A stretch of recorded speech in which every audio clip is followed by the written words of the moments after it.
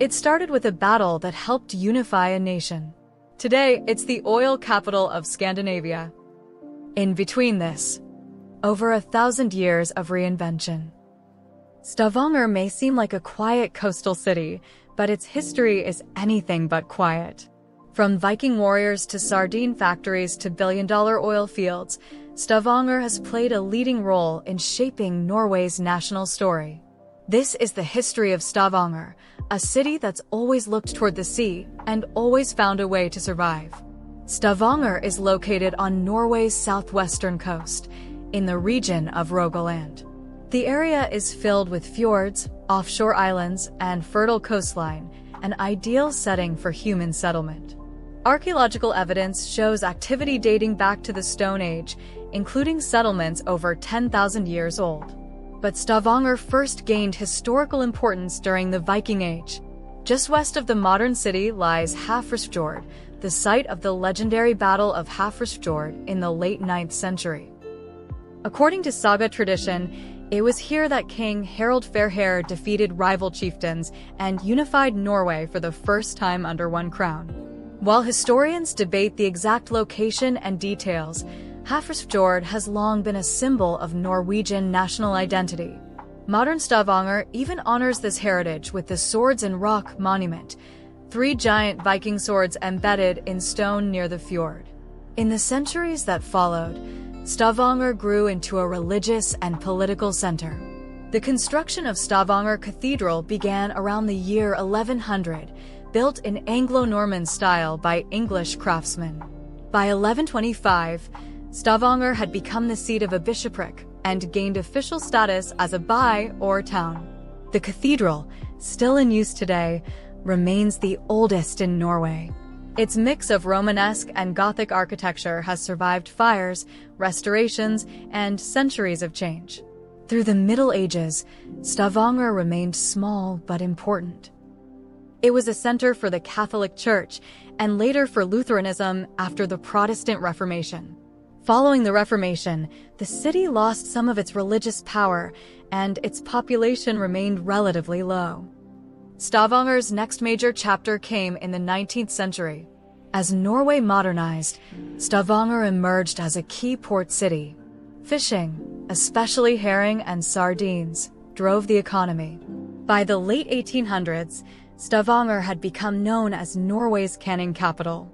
Factories sprang up to process and export tinned fish all over Europe and beyond. At its peak, the city supported over 50 canneries and employed thousands of workers.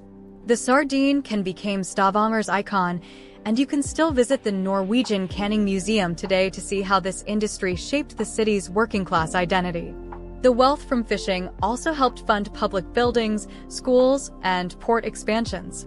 However, as fish stocks fluctuated and global markets changed, the canning industry declined.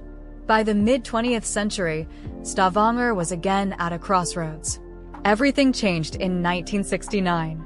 That year, oil was discovered in the Ekofisk field of the North Sea. Stavanger, with its deep-water port, maritime expertise, and political connections, was chosen as the operational center for Norway's petroleum development.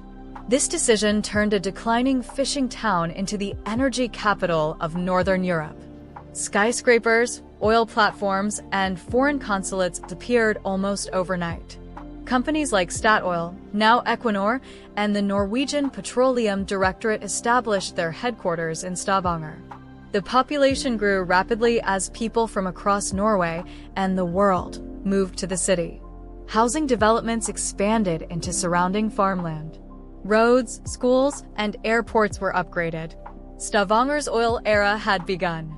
Today, Stavanger is home to the Norwegian Petroleum Museum, a striking modern building on the waterfront that tells the story of oil exploration, technology, and environmental impact.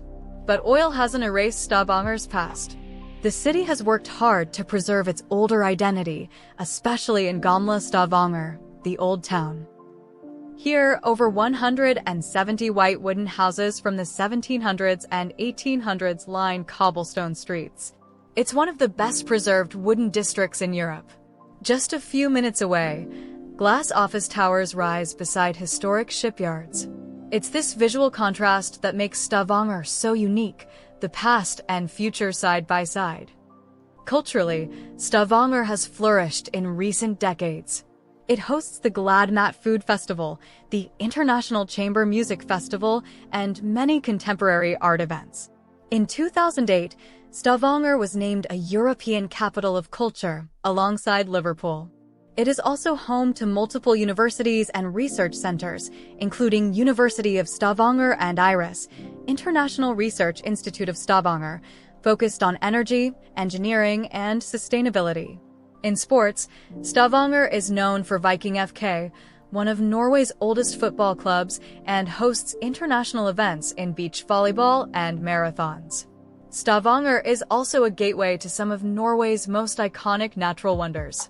Most famously, it serves as the starting point for trips to Lysefjord and Preikestolen, or Pulpit Rock, a cliff rising 600 meters above the fjord below.